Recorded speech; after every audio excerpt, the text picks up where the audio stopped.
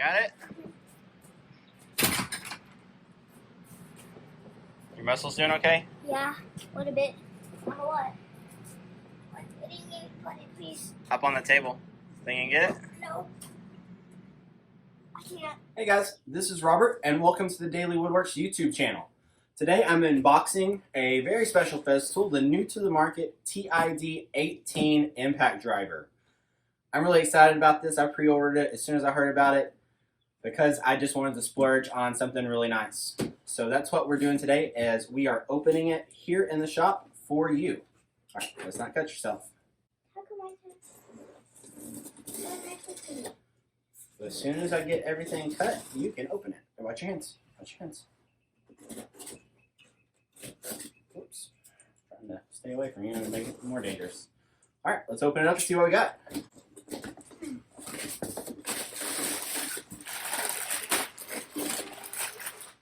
That's it?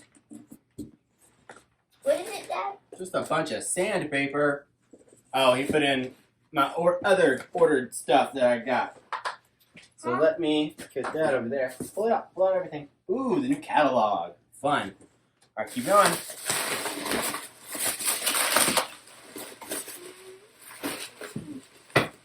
Can't get it out. Yeah, pull. Pull. Ah, Pull. Pull it. I can't get it. Pull the box. Pull the box. Pull the box. Out. I don't know the box. I want to take the box. Can you keep the box? Yeah, I want to There put you it right here. Okay. I know what it is. All right, get all the plastic out of the way. Okay. Where did I put it? It's on the ground. It's not important right now. Okay. All right, so here we go. Let's take a gander and see what we got in here. I'm excited. I can open it. Nope. My toy, I get to do it. Well, my toys, you don't have to touch it. And it's my Nerf gun. I am really excited. So this is the new style sustainer. My friend Joseph on Joseph Millis' channel. You should subscribe to him as well. He just did a short overview of the new sustainers. But I'll go ahead and we'll save the best for last. So this is your normal Sys 2. And this is, I don't know if that's a Sys 3 or not. This is the old one. That's the old one, that's the new one. Can you see the difference? Am I in screen? I'm not really in screen. There I am. Sorry, I got excited. So old style sustainer and new sticky. It's just, it is a little sticky right there. I bet it had like a protective thing on it. So old style sustainer, new style sustainer. You can tell it's a little bit different height. I don't know what number this is. They still, watch out. They still stack together. This guy's shaped a little bit different. That still locks together. And, nope, not yet. So everything still works together. And it looks like let's open it.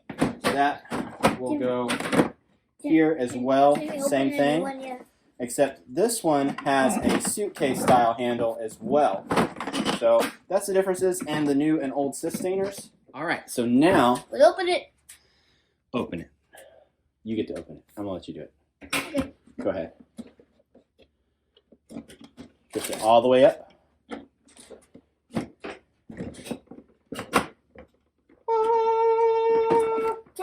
Can I have it? I'll think about it. All right, so here. Can I please have it? Okay. Please. What do y'all think? Should I let them have the Festool hat? So here we go. My hat. You already have by the one. way. You already have one. It's mine. I do already have one. That's mine. Brochure's here. Ooh. Wait, we're not going to touch anything yet. All right, guys. I am very much excited. I don't know if the batteries are charged or not.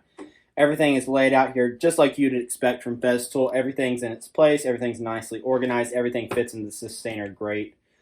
It looks like there's plenty of room for like an extra battery. These batteries are heavy for the size. Yeah. Those batteries are really heavy for the size. I actually did not expect them to be as dense as they are. But this is a 4 amp hour that's about half the size of another 4 amp hour. Let me grab one of those. So I have a Ridgid 4 amp hour battery, and I'll have a Makita 5 amp hours. But they don't fit. It's a slightly different format. A lot lower profile, but a wider base. But I'd say they weigh pretty close to the same. So when they weigh almost the same, they don't really weigh. And it's actually a little bit heavier than the Ridgid 4 amp hour battery. And it's not that heavy. It's not that heavy? No, it's not. It doesn't feel All right, me. now the moment of truth. I'm going to pick this up for the first time with you on camera. There's music playing in the background. Yeah, it's not. Oh, it is. Oh, it's got a charge. We got three bars of battery. Very cool. Wait, can I try it? Nope. Oh, it's telling me the battery's almost dead. That's the battery gauge. Great. Yeah, both the batteries are pretty much dead. But we're going to try to do just a little bit with them before they completely die. So the battery Wait, can I just hold it? slides on and off the front with these two little buttons. That's easy. That's intuitive enough. I'm guessing this is your speed select right there.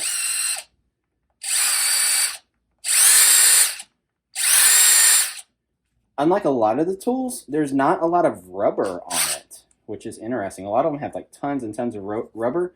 This is rubberized, this lighter stuff, but it's completely smooth and flush with that. It actually feels pretty good in the hand, and it's pretty light. And these have a button.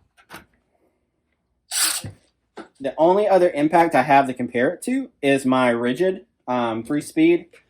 As far as how they feel in the hand, both feel pretty good. I'm used to this one. I've been using this one for 4 years, and so I'm completely used to how it feels in my hand. So this is going to be a little bit of adjustment, but it doesn't feel like, oh my gosh, uncomfortable. Just my size and I could use it. Just your size. As far as weight goes, Yeah. this one's definitely a good bit lighter. Yeah, the big ones over there are not gonna work. Yeah. And I will put this on a scale in a minute. So it has a clip right there. What's the scale? That's how you weigh things. We've got a clip in the box that can go shiny. on the right or left. I'll figure out where I want that. I'm going to move that right there. Oh, that one already has one. The charger is just your standard charger. Ah! And the batteries will slide on. So this one doesn't have much. So this isn't where my charger is going to live, obviously, but it's plugged in. It's got a yellow light that shows me that there's power going to it. It doesn't make any noise. That's blinking, which going off of my CXS drill tells me that the battery is completely dead. So it's good they kept that same terminology kind of across their board. It doesn't make noise. Nope. So it's plugged in. It's charging. It's flashing right now. Flashing means charging, and I'm going to guess it gets a solid when it's ready, solid green when it's ready. So I'm going to let this charge up a little bit because the batteries are dead, and then I'm going to put a bit in it, and I'm going to drive some screws. Nothing like I'm not going for a durability test or anything like that right now. I just want to see how it works. Here is how the Festool TID stacks up with the CXS that I have. I love this little installation driver, but it doesn't have the power of an impact or full-size 18-volt drill, which is why I bought that. Weight-wise,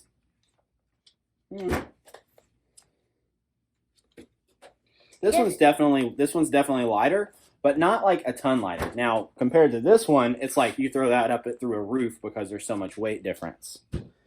Now, one thing that I hear is different is this uses a 1/4 inch standard chuck. The CXS one you can change the heads on, but it uses the Centrotech. So that's the Centrotech chuck right there, and that's your standard 1/4 inch chuck. You order everything online, so it's not a huge deal, but you can't find those at Home Depot. These, I've got a million of at Home Depot. Not too sloppy, not a lot of play in there, but you do have to do a two-handed exit. Now, this one doesn't always work, but it is a one-handed insertion, and it will eject. I found out. So, I'm used to that. That's not a huge deal, but I kind of think that Festool should have included that. I mean, this has lasted 4 years and still works, so why go with the really old school guy right there? So, forward, reverse, everything works. Battery is so dead right now. The light, I thought the light was nice. The light will turn on even if you have it locked and will stay on for just a minute. One thing I didn't like about my CXS, the light goes on and off immediately. This one, 1, 2, 1, 2. Ooh, Daddy, look at these. So it stays on for about 2 seconds, and it's got a really good sensitive trigger, so you can keep it going, and then it turns on. Close-up pictures of this. I wonder what these guys are. Oh, cool. A magnetic part for different bits. So if you had just your 1/4-inch bit holder in here, you could put all your commonly used bits on either side right there and have them for when you needed them. That would be great because no matter where you go, it's all a mix of Torx, squares, Phillips, everything. Yeah, that's a fancy vacuum. I need to get one of those next. Wait, oh. Hey, it's fully charged. That did not take but maybe like 15-20 minutes. That's cool. All right, we've got our battery charged. It's chooching along pretty nice right now. And all I've got is just some 2x4s and some 2.5-inch Craig screws, okay? This isn't the world's toughest challenge. It's not meant to be. So we're just going to start in T mode, and I'm going to see what T mode does. Okay, that worked pretty nice. So that's T mode. Now let's put it in 1.